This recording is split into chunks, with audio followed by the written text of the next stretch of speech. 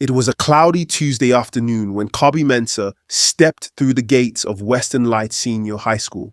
His school box was heavy, not just with items but with expectation. His mother had cried during morning devotion. His father had slapped him on the back and said, "Don't disgrace the family." At just 16, Kobe wasn't naive, but he wasn't ready either. The school had a reputation for success. Top students, winning sports teams, a prestigious name. But behind the starched uniforms and proud anthem was a side no school brochure would ever show. The boys at the entrance barely glanced at Kobe. They had seen too many fresh faces before. Everyone arrived clean. Everyone arrived scared. But within a few weeks, you either adapted or got devoured. Kobe was placed in Dorm B on the second floor, right beside the senior boys' territory. Room 7. Everyone called it the embassy. The room had 4 final-year boys led by Jude, a tall, athletic prefect with a permanent smirk and a Bluetooth speaker that never seemed to run out of battery. His followers were Nee, Paps, and Latif, boys who had somehow turned the school rules into jokes. Jude had a girlfriend in each of the nearby girls' schools. He wore Timberland boots on Sunday, and he never attended prep. One evening, Kobe's bunkmate Felix pulled him aside. "If you want peace in this school, just respect Room 7.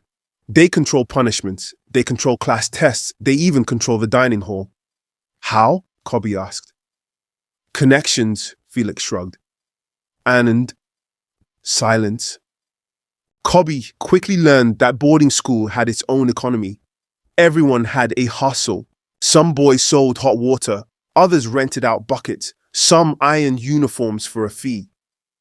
But the most lucrative, Ahmed, and the most dangerous was smuggling.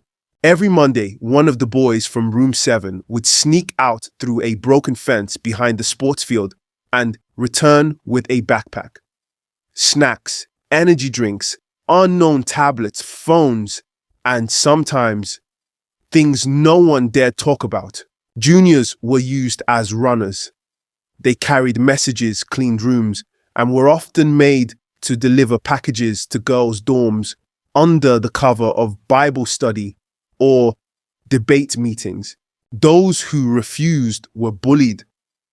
Those who obeyed got rewards, sometimes cash, other times protection. Kobe tried to stay out of it. But Room 7 watched everyone. While the boys' side had its shadows, the girls' dorm, especially Block C, had secrets of its own. Amma Dapa was quiet, hardworking, and spiritual. She had been raised by her single mother and wanted nothing more than to graduate with top grades and make it to nursing school. But her roommate, Vanessa, was a different story. Vanessa was beautiful, confident, and always fresh. Her bedsheets were satin. Her food locker was always full. She had new outfits every weekend. Emma wondered how Vanessa rarely got visits from home. One night, after lights out, Vanessa tapped her lightly. "Wake up, let's go out." "Out where?" Amma asked, groggy. "Town. There's a man waiting. You won't do anything. Just smile. He'll give you some money. You need soap, right?" Amma refused. But that night she lay awake thinking about her worn-out sandals, her empty locker, and how the teachers always treated the clean girls with more kindness. The next Sunday, Amma followed. They left through the back gate with 2 other girls. The security guard didn't even blink. He had been tipped. In town, a car was waiting. A man, easily in his 40s, smiled at them. He bought them fried rice, gave them shopping money, and handed Vanessa a new smartphone. Amma said little throughout. When they got back, Vanessa handed her a 50 Ghana the Sadie's note. "You didn't even talk, but he liked your quietness." Amma felt confused, guilty, but part of her, the part that was tired of struggling, felt relieved. It became a monthly thing. The line between just escorting and accepting gifts blurred. Soon, students started talking. Vanessa's group became the subject of gossip. Some called them smart, others called them dangerous.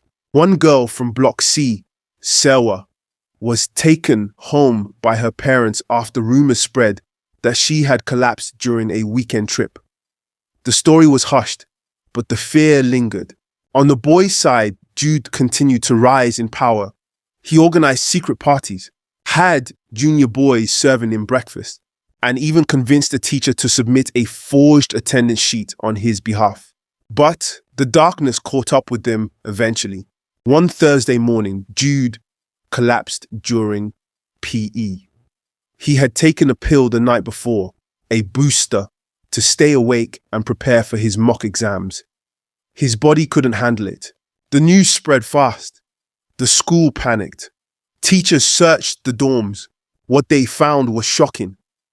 Hidden phones, unfamiliar tablets, unknown powders, used materials no student should have. The headmaster was furious, but careful. No police were called.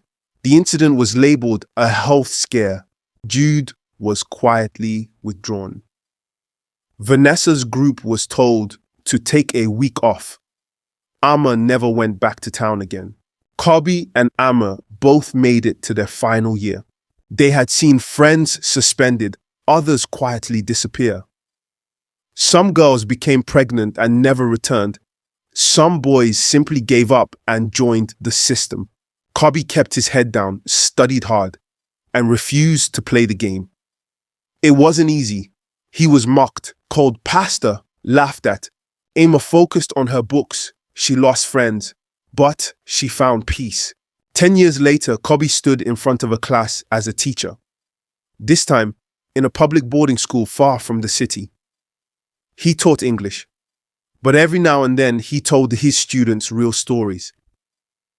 In this world, your choices matter more than your background. What you hide will shape you. What you survive will define you. Amma was now a nurse. She ran a girls' health club that toured schools to teach about boundaries, self-worth, and peer pressure.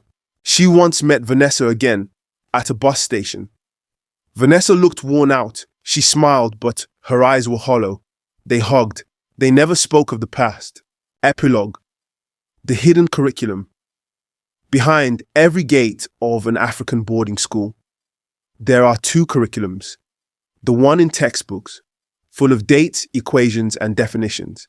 And the hidden one, the curriculum of survival, peer pressure, quick money, secret deals, and painful choices. Not all students lose their way. Many rise above it. But the price of silence is high. And if we keep pretending it doesn't exist, we'll keep losing the ones who need help the most. Like and subscribe to my YouTube channel for more.